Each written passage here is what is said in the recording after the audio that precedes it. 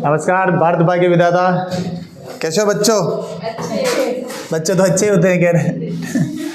चलिए सीधी बात, नो बकवास। वेद एकेडमी हमारे लिए खासम खास।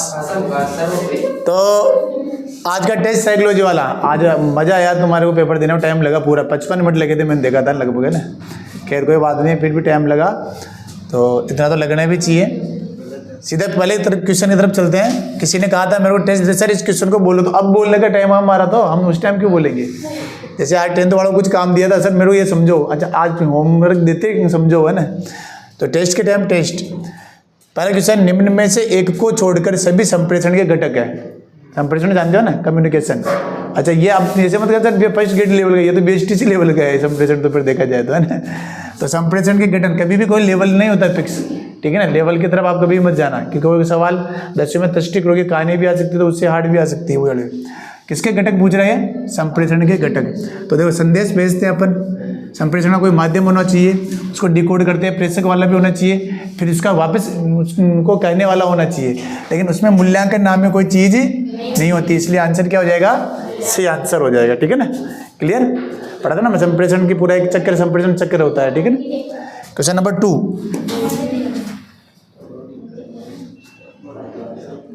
अपराधी बालक देखे आपने कभी? अरे उसके मैं कांच में देखने की नहीं कह रहा हूं मैं, अपने आप को मत देखो। अपराधी बालक जो, अच्छा अपराधी बालक किसे कहते हैं बता सकते हो? मत पूछो अपराधी बालक किसे कहते हैं, आयु की थोड़ी पूछ रहा हूं मैं। हाँ, समाज के विपरीत जो कार्य करते हैं वो क्या कहलाते हैं? हाँ, तो तुम हो गया नहीं हो, इसलिए इधर देखो। मतलब किसी ने भी कुछ भी पहन रखो, कोई दिक्कत नहीं। देखो 4 वर्ष से कम या 18 वर्ष से कम या 16 वर्ष से कम या 8 वर्ष से कम, क्या आएगा? ऐसा क्यों? आपको पता है अभी निर्भया कांड के बाद पता ना, ऐसा सेक्शन में चेंज किया गया है। सेक्शन में चेंज किया गया है, 16 वर्ष से कम वाले को अब बाल अपचारी कहा जाता है, ठीक है ना। इसलिए अपने आप को अपडेट रखो। मजा आया? छोटा सा क्वेश्चन,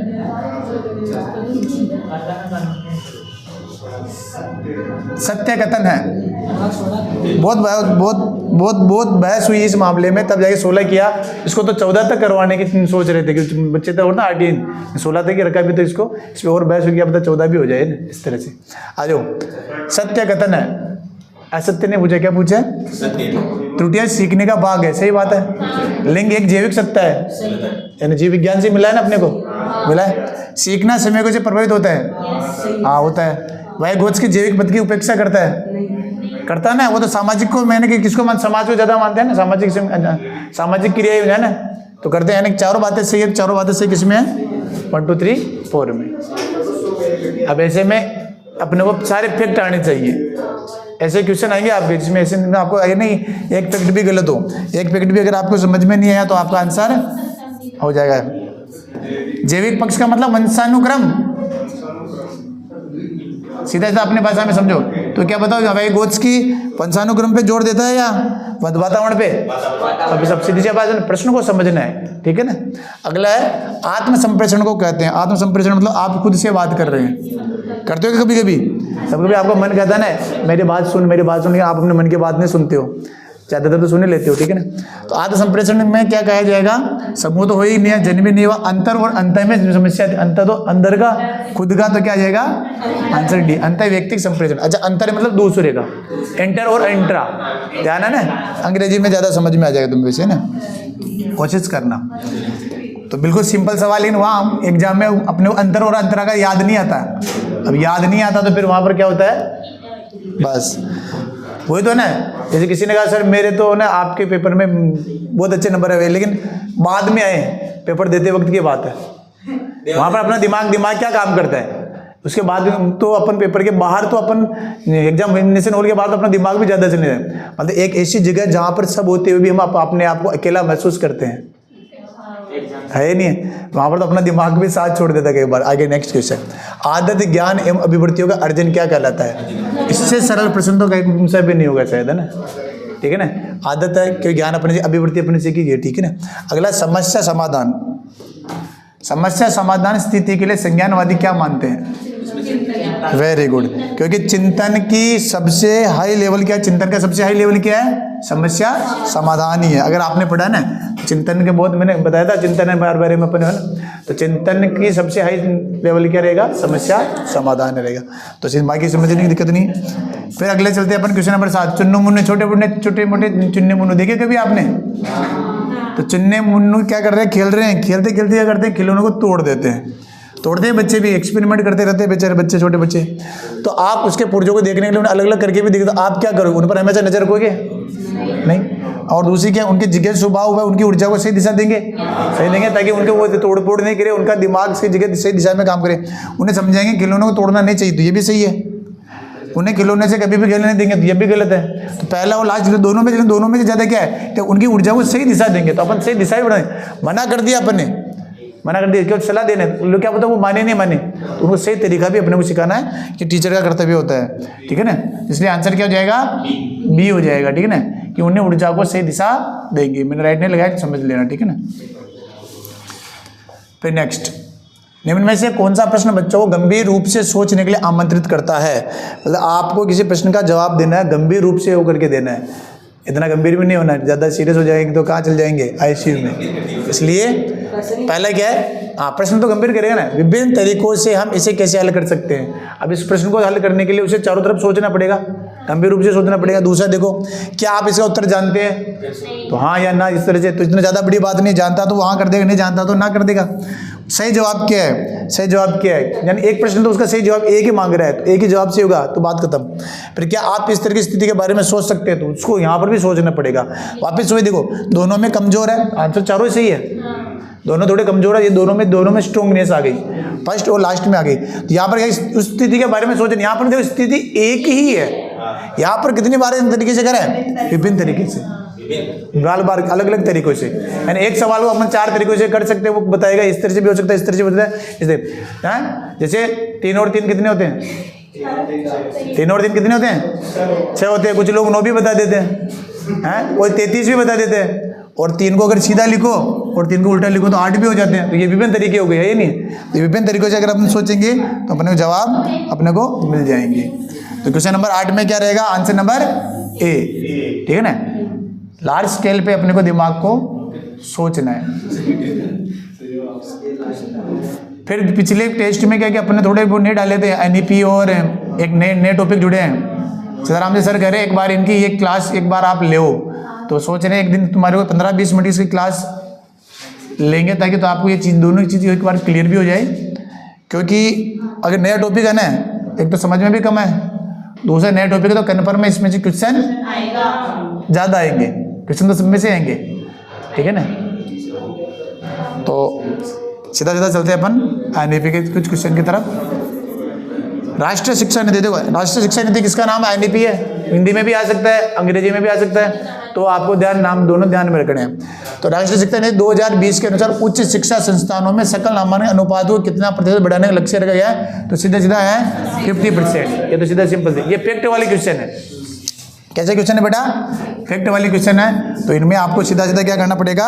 आंसर देना है। दूसरा, अच्छा ये प्रश्न जो अभी मैंने लिया ना, ये मेरे दिमाग में कब आया?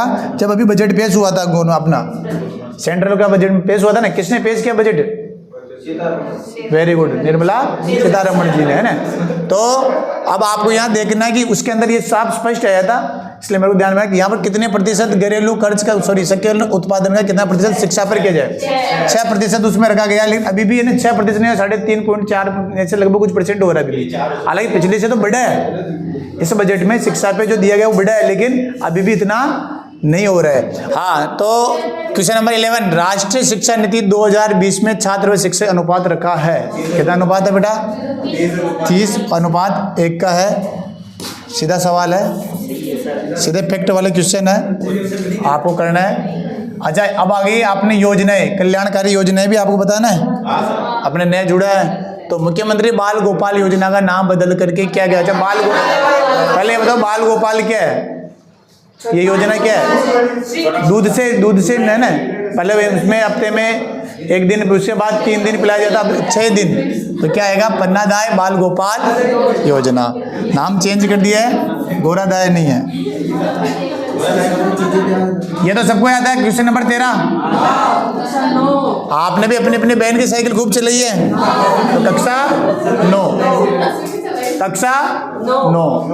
और दूसरी चीज अगर जिसमें इसमें ध्यान रखना कि आ जाए, जिसको ट्रांसपोर्ट वाउचर नहीं मिलता है ना, उसी को साइकिल मिलती है, ठीक है ना, ध्यान रखना। तो कक्षा 9 के लिए फिर क्वेश्चन नंबर 14, एनईपी 2020 के अंदर कितनी आयु वर्ग के बच्चों को, कितनी आयु वर्ग के बच्चों को शिक्षा के अधिकार कानून 2 में गया?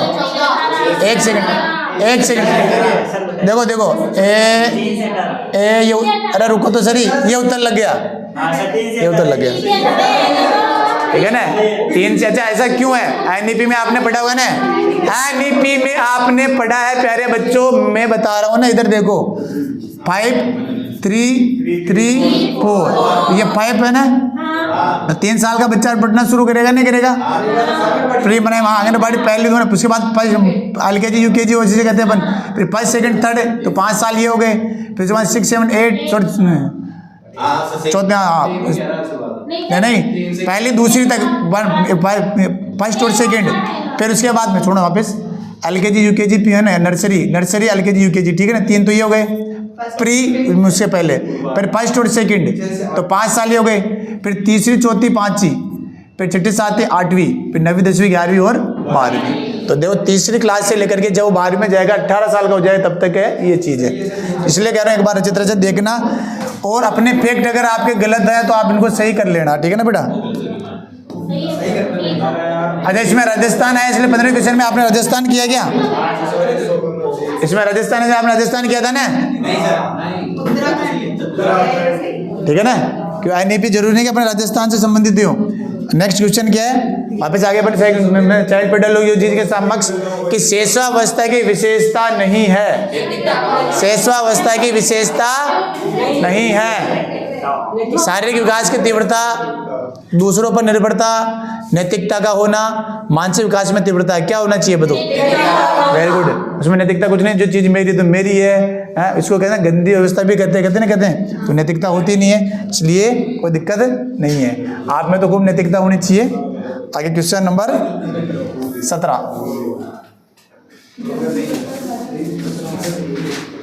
परिपक्वता इत्यादि से व्यवहार में उत्पन्न अधिगम परिवर्तन को अधिगम कहा जाता है। कहा जाता है क्या? तो और क्या कहा जाएगा उसको? चलो कुछ भी कहा जाएगा, लेकिन कम से कम अधिगम तो नहीं कहा जाएगा ना। इसलिए आंसर क्या आएगा? नहीं। थकान से, नींद की वजह से, इनकी वजह से जो परिवर्तन होते हैं उनको हम क्या कहते हैं? अधिगम नहीं कह सकते हैं, है ना, ठीक है। अगला क्वेश्चन, निम्न में से असत्य कथन है। आराम से देखने के बाद असत्य कथन कौन से है?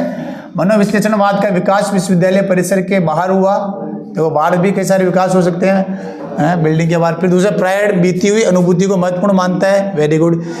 अच्छा हमें ये तो पता ही नहीं, देखो सुनो, इसका पता नहीं है सर, अब आंसर सही है नहीं है, चलो आगे देखते हैं। प्रायड बीती हुई अनुभूति को महत्वपूर्ण मानते हैं, सर प्रायड के बारे में हमें इतना पता नहीं है, चलो फिर इसको भी देख लेते हैं। फिर तीसरा, केटल के अनुसार परोपकारिता सत्यशील गुण है, सर इसके बारे में हमें पता नहीं है। तो चौथा देखो, रक्षा तंत्र दबाव को बढ़ाने में सहायता, सर बढ़ाने थे थोड़ी, रक्षा तंत्र तो हमारी क्या करते हैं? कम करते हैं। तो उन तीनों का हमें पता नहीं। ये और पूछ भी क्या रहा है कि असत्य पूछा, तो ये असत्य है, इसलिए बाकी का इतना पता नहीं होने के बावजूद हमारा आंसर सही हो सकता है। चारों ऑप्शन को अच्छी तरह से पढ़ना, ठीक है ना। अब तीनों के बारे में आप श्योर हो नहीं हो, लेकिन कम से कम यह हो सकता है। और इस तरह से आप ऐसे प्रश्नों को आपको अटेम्प्ट करना है, आपको नहीं आ रहा है फिर भी अटेम्प्ट करना है। और वे तो करने तो सारी है, डीट प्री में तो आपको सही करना है, लेकिन जब मेन में आप करो ना, तो ऐसे प्रश्नों को आपको जरूर अटेंड करना है। फिर question number 19, question number very good. बुद्धि का स्वरूप बिजली के समान मापना आसान है, लेकिन इसे परिभाषित करना मुश्किल है। इसको अपन क्या करें? माप तो रहे हैं, मुश्किल है तो क्या कह रहे हैं? जेनसन, ठीक है ना, जेनसन एंड जेनसन। नेक्स्ट, निम्न में से कौन सी विशेषता आंतरिक रूप से अभिप्रेरित बच्चों के लिए सही नहीं? अच्छा, आंतरिक रूप से आप अपनी प्रेरणा से यहाँ पर टेस्ट देने आए हो ना, हैं? एक आध को तो मैंने जबरदस्ती भी पकड़ाया आज, है ना, सर मैं तो इसलिए नहीं आई थी कि टेस्ट लेंगे आप, तो भी देना ही पड़ा, क्या मतलब है? तो आंतरिक रूप से जो अभिप्रेरित है उन बच्चों के लिए क्या है, वे हमेशा सफल होती है अभिप्रेरणा, उन्हें कार्य करने में आनंद आता है तो आएगा ही आएगा।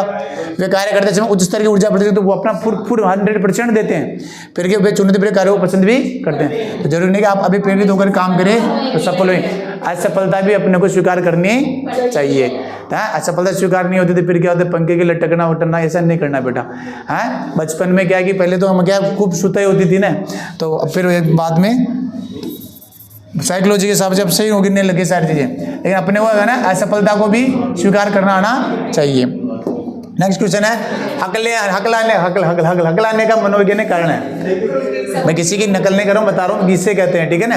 तो हकलाने का मनोवैज्ञानिक कारण क्या है, घर तथा विद्यालय का तनावपूर्ण वातावरण हो सकता है, उसकी वजह से गड़बड़ है, लेकिन आगे कह रहा है ये मनोवैज्ञानिक कारण पूछ रहा है। तो संवेगों का तीव्र प्रभाव, तो उस समय बालक अपने दिमाग में उसमें कई सारे संवेग आते हैं, वो बोलना चाहता है लेकिन बोल नहीं पाता है, इसलिए क्या होता है संवेगों का तीव्र प्रवाह इसका आंसर होगा। नेक्स्ट क्वेश्चन, ये भी अपने टॉपिक है क्रियात्मक अनुसंधान है ना, एक्शन रिसर्च है।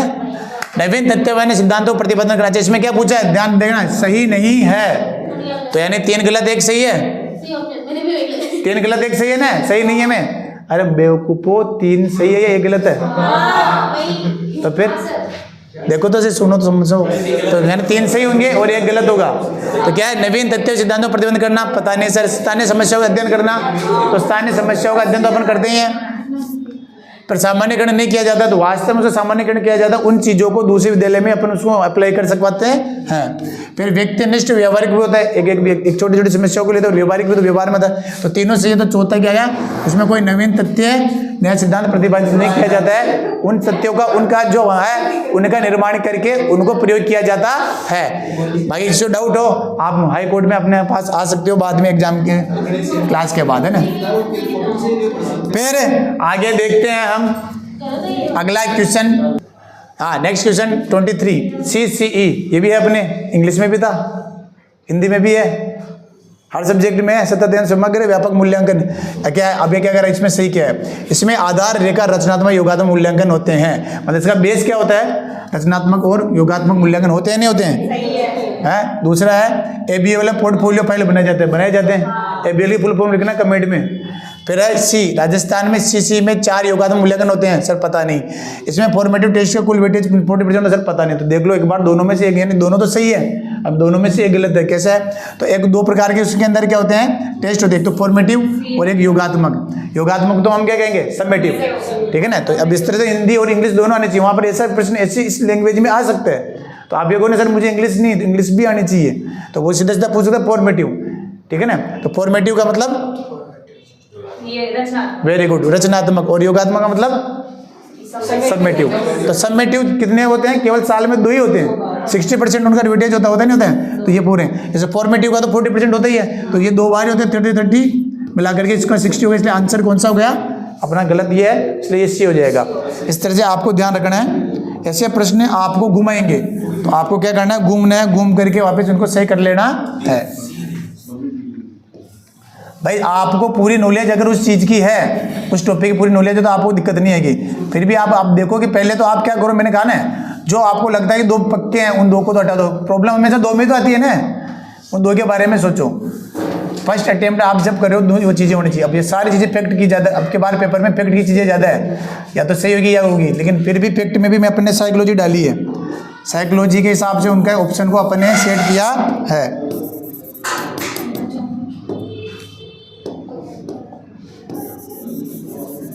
नेक्स्ट क्वेश्चन, निम्न में से सत्य कथन है, एनसीएफ 2005 के संदर्भ में कौन सा कथन जो सत्य है। एनसीएफ 2005 अपने पढ़ी है, ठीक है ना, पूरी इंग्लिश के अंदर। तो एनसीएफ 2005 पर निर्माण करने वाली संस्था बीएससी आ रहा है क्या, पहले देखो क्या पूछ रहे, सत्य पूछ रहे थे, असत्य है या सत्य है, असत्य है, क्योंकि एनसीईआरटी है, ठीक है ना, एनसीईआरटी फुल फॉर्म जानते हो। दूसरा एनसीएफ की समीक्षा की सिफारिश, एमएचआरडी भारत सरकार, एमएचआरडी फुल फॉर्म मानव संसाधन विकास मंत्रालय, क्या इन्होंने की थी क्या, हाँ इन्होंने की थी, आंसर ये सही है। फिर है दूसरा देखो, एनसीएफ 2000 में अध्यक्ष कौन है? जयराम राणा है क्या? यशपाल है क्या? तो कोई बात नहीं, इसमें नाम नहीं है तो ये भी गलत हो गया। फिर 2005 के अनुसार रिटर्न प्रणाली पर जोड़ दिया गया, तो रिटर्न प्रणाली को तो खत्म करने पर जोड़ दिया इन्होंने। तो ये और ये दोनों तो आपको इससे ऐसे ही पता ही होंगे, तो इन दोनों में फिर ढूंढना, ये भी पता होना चाहिए। MHRD है।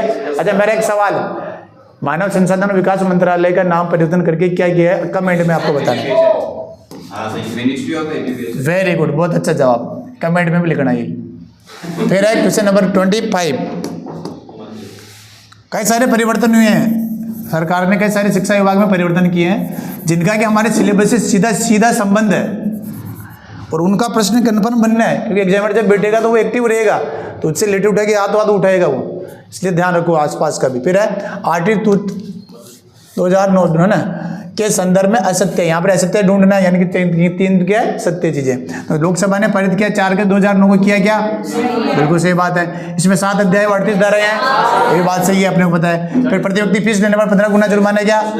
नहीं है। कितना कुछ जुर्माना है? 10%। इसे लागू करने वाला भारत विश्व में 135वां देश है। देखो जब ये इसको पढ़ते ना कि अपने को लगता है कि यार भारत के अंदर देखो शिक्षा का अधिकार आ गया, और जब इस लाइन को पढ़ते तब पता चलता है 134 देश पहले घोषित कर चुके, अपन कितना पीछे हैं, है नहीं है। इसलिए बहुत अपने को शिक्षा के अंदर काम करने की बहुत ज्यादा जरूरत है। आप देखो 2000 NEP 2020 कितने साल बाद है ये बताओ? हाँ 86 के बाद, अब देख लो लगभग 32 साल, हाँ 34 साल लगभग है नहीं है। तो ये देखो कितनी अपने 34 साल बाद शिक्षा के बारे में सोच रहे हैं, तो ये बोलो कि कितना शिक्षा का वो करना पड़े। और अभी तो हाई एजुकेशन में बहुत सारे बाकी है। आगे देखते हैं, हार्वर्ड गार्डनर की पुस्तक का नाम सीधा सीधा वेद अकेडमी। कोई पेपर उठा के इधर उधर भी ले जाएगा तो पता चल जाएगा उसका, ठीक है ना? ठीक है, तो क्या है बियॉन्ड IQ नहीं है, नहीं है, प्रेम्स ऑफ माइंड। आंसर क्या है? Prem's of mind. Next question, Vygotsky के अनुसार संज्ञानात्मक विकास का मूल कारण है। देखो अभी वाइगोत्स्की और अपन ने पहले पढ़ा था, तो सीधी सी बात है, ये किसके ऊपर जोड़ देते हैं? सामाजिकता के ऊपर, यानी वातावरण पे देते हैं, सामाजिक अन्योन्य क्रिया है, बाकी कोई दिक्कत नहीं है। फिर असंगठित घर में, यानी जहाँ पर थोड़ी सी समस्या होती है घर के अंदर, असंगठित घर है, वहाँ से आने वाले बालक सबसे अधिक कठिनाई का अनुभव किसमें करेगा? तो वो हमेशा क्या करेगा? स्वयं का पाठ तैयार करने में समस्या करेगा। सही बात है। स्वतंत्र अध्ययन में भी समस्या करेगा, फिर रोजगार के संदर्भ में भी करेगा, अभ्यास पुस्तिकाओं में भी करेगा। अभ्यास पुस्तिका छोटा हो गया, रोजगार एक तरह से नेगेटिविटी में आ जाता है, रोजगार के लिए क्यों करेगा ना? वापिस 2 बजे स्वयं का पाठ तैयार करने में और स्वतंत्र अध्ययन में, तो वह स्वतंत्र अध्ययन कर सकता है क्या? तो पाठ भी तैयार कर सकता है क्या? है बताओ ना, डिस्कस कर रहे हैं। तो देखो यही नहीं कर पाता है तो अध्ययन तो क्या कहाँ कर पाएगा? स्वतंत्र है, अपना खुद का पाठ तैयार नहीं कर पाएगा तो अध्ययन तो क्या कर पाएगा? सबसे बड़ी समस्या उसको छोटी यहीं पे आ जाएगी, उसमें ही नहीं कर पाएगा। दूसरी स्वतंत्र अध्ययन जब उसे घर वाले नहीं पढ़ा पाएंगे, स्वतंत्र अध्ययन कैसे करेगा? ये भी सोचो ना। इसलिए स्वतंत्र अध्ययन खुद का काम कैसे करेगा? इसलिए पाठ तैयार करने पढ़ने में समस्या क्या आ रही है? पाठ तैयार करने में से समस्या आ रही है, ठीक है ना? तो आंसर ए हो गया। नेक्स्ट क्वेश्चन, 2 क्वेश्चन और बचे हैं। ए पूरे रामायण नंबर की पेड़ के ही हो। अच्छा ये प्रश्न ऐसे है जो आपको सोचने पर मजबूर करेंगे। जरूरी नहीं कि आपकी सोच और एग्जामिनर की सोच एक जैसी हो जाए, ठीक है ना? कि जैसे आपके सामने 6 लिखे हुए हैं, वो आपके सामने खड़ा तो उसके लिए 9 हो सकते हैं। आप भी सही है, वो भी सही है, लेकिन सही वही माना जाएगा जो लिखा है। लिखने वाले ने ऐसे लिखा या लिखने वाले ने ऐसे लिखा, वो आकर के बताइए मैंने 6 लिखा था तो 6 होगा, 9 लिखा था 9 लिखा था। आप किस साइड खड़े हो उससे मतलब नहीं है, ठीक है ना? नेक्स्ट क्वेश्चन, एक शिक्षिका अपने प्राथमिक कक्षा में प्रभावी अधिगम को बढ़ा देते। क्या कह रही है? प्राथमिक कक्षा है, उसको क्या बढ़ाना है? अधिगम बढ़ाना है। तो प्रतियोगिता को प्रोत्साहन देकर, प्रतियोगिता तो एक तरह से क्या बाह्य अभिप्रेरणा होगी, ठीक है ना? अब अधिगम और अभिप्रेरणा दोनों का मिक्स क्वेश्चन है। प्रश्न ऐसे बने, एक टॉपिक से एक थोड़ी लेगा, वो 2-3 टॉपिक में से गुस्सा के लेगा। फिर अधिगम में छोटी छोटी उपलब्धियों के लिए पुरस्कार देगा, पुरस्कार भी देखो बाह्य अभिप्रेरणा होगी। फिर क्या विषय वस्तु को विद्यार्थियों के जीवन के साथ संबंधित करके, हाँ ये जीवन के साथ जुड़ गई। जैसे मैं यहाँ पर कई उदाहरण देता हूँ तो कईयों को लगता है सर मेरे जीवन के ऊपर दे रहे हैं या मेरे को ही कह रहे हैं, तो ऐसा भी कहते भी, ऐसी बात नहीं। फिर दंड क्रोध तो बिल्कुल नेगेटिव हो, तो बिल्कुल अलग हो गया। तो 3 में से सबसे ज़्यादा बढ़िया कौन सा है? ये। आप भी अगर कभी कक्षा में जाते हैं तो बच्चों को उनके जीवन के हिसाब से, उनके जीवन के अनुभव के हिसाब से आप उनको विषय वस्तु को जोड़ेंगे ना, तो आपको बहुत ही अच्छा रिस्पॉन्स मिलेगा। आज का अंतिम क्वेश्चन, बिल्कुल सरल होता है, कोई दिक्कत नहीं है। सरल प्रश्न है कि बाल केंद्रित शिक्षा में क्या चीज़ शामिल है। बच्चे कोने में बेटा तो बाल केंद्रित हो ही नहीं सकता है। प्रतिबंधित परिवेश में देखिए ऐसी जगह सीखना जहाँ पर अलाउ नहीं हो, ऐसे तो कोई बात ही नहीं। फिर तीसरा है वे गतिविधियाँ जिनमें खेल शामिल नहीं होती, तो ये भी नेगेटिव हो गया। फिर गया बच्चों के लिए हस्त पर गतिविधियाँ, यानी हाथ से वो कर सकते हैं। ऐसे कैसे जहाँ पर बच्चा क्या होगा, एक्टिव होगा, अपने आप ही क्या होगा, बाल केंद्रित चीज़ें हो जाएगी। और आशा और उम्मीद करता हूँ कि आप ने आज अच्छा प्रदर्शन किया होगा और पूर्ण सिलेबस का ही पेपर अपना संडे के दिन अंग्रेजी का और गणित का होगा, जिसमें संपूर्ण सिलेबस में से आएंगे क्वेश्चन। और तीनों बार होने के बाद अगले पेपर जो होंगे उसमें पूरे सब सब्जेक्ट वाइज होंगे। इसकी तैयारी आप आज से शुरू कर दें, क्योंकि जैसे जैसे दिन खत्म होते जा रहे हैं, प्री के दिन निकट आते जा रहे हैं। और मैंने पहले कहा था ऐसा नहीं हो जाए कि प्री में ही आप अटक जाएं। किसी बच्चों को लगता है कर लेंगे भी या फिर अपना क्लियर है आपका, तो बहुत अच्छी बात है, आपकी अच्छी तैयारी होगी। लेकिन नहीं है उनको तो सोचना चाहिए। और जो बच्चे अभी PSTC first year second year या इसमें PTT या B.Ed के अंदर है, उनके लिए तो बहुत स्वर्णिम अवसर है। एक बार अभी दे सकते हैं, आराम से उनकी वैलिड भी कर दिया गवर्नमेंट ने।